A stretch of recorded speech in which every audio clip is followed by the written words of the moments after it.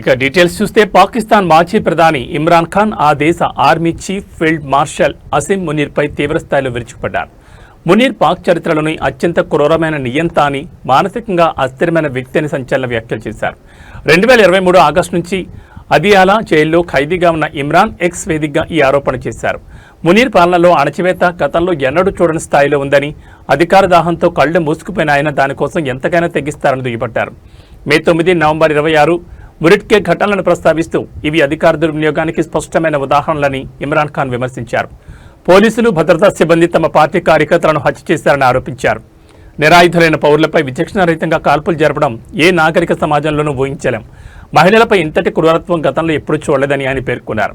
తన భార్య బుష్రా బీబీని ఏకాంత నిర్బంధంలో ఉంచి అసీం మునీర్ వేధిస్తున్నారని ఇమ్రాన్ ఆరోపించారు. బానిసత్వంలో బతకడం కన్నా మరణమే మేలు. అసీం మునీర్ నాపై, నా భార్యపై అన్ని రకాల అన్యాయాలకు పాల్పడుతున్నారు. ఏ రాజకీయ నాయకుడి కుటుంబం కూడా ఇంతటి క్రూరత్వాన్ని ఎదుర్కోలేదని ఆవేదన వ్యక్తం చేశారు.